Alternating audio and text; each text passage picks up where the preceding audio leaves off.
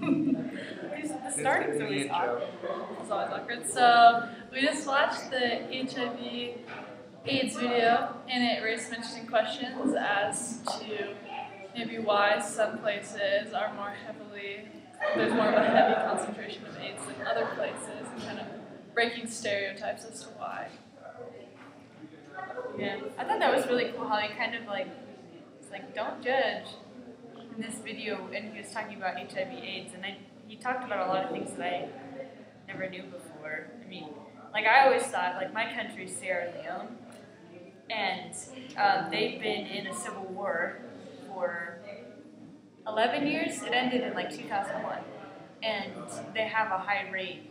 Their chart shows their HIV/AIDS over history, and during the time span where the Civil War was, it skyrocketed. It was a whole bunch, and then started to come down again. But I thought that was okay, that makes sense. There's lots of rape and just some terrible things that went on during their Civil War, so that would make sense why that was. But he's saying that's not necessarily the case for all of Africa. But that was cool. I think it's interesting because I thought it was also interesting how sometimes we're like, oh, well, poor areas have higher concentration of AIDS, and they broke that stereotype. Oh yeah, totally. I was like, what? Oh, that was interesting.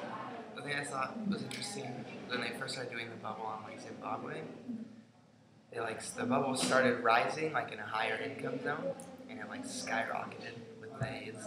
And then as it was coming down down to the left, to a lower income. And so, at first, I saw oh, they're that's good that they're not infected anymore. But then he right before he said it, I thought about it it's because they're dying. Yeah. So there's just they can't cure them, so they're just dying. So then a lesser percentage of the population is affected.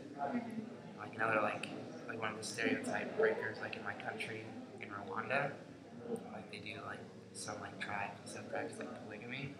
So if you have one guy that's infected with AIDS and he marries 6 or 7 or 8 or 9 or however many women, then they're all infected. Yeah. And they're gonna have kids and they're infected. And that has to do with tradition, not war, and not poverty. Exactly. So I thought it was interesting when they were well, just because it's not getting worse doesn't mean it's getting better. Yeah. And I thought that was interesting. I was like, oh, that's a weird way to think about it, because it was going down, and I was like, yeah, it's getting better, and they're like, no, it's just not getting any worse.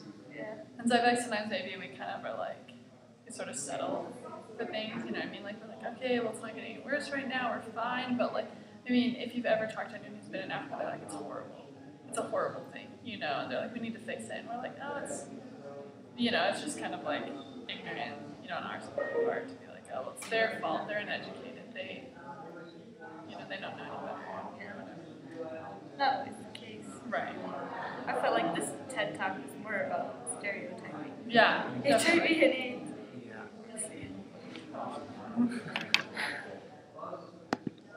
Close up. Okay. I hope it's recording that.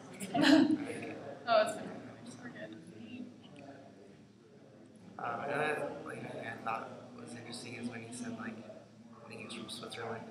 He said they have really bad issues with chlamydia, but it's just a solid, steady, it goes and it stays for years.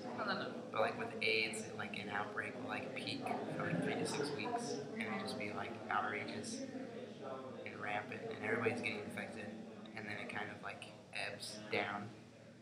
So I thought it was interesting that something things as severe as AIDS would stay a nasty high rate of infection for a long time, but just to see how quickly it just peaks and infects tons of people and then goes down, and then peaks and then goes down. So that's kind of interesting. He did talk a little bit about poverty too, how the medication is so expensive, and the care that's required for somebody who has AIDS.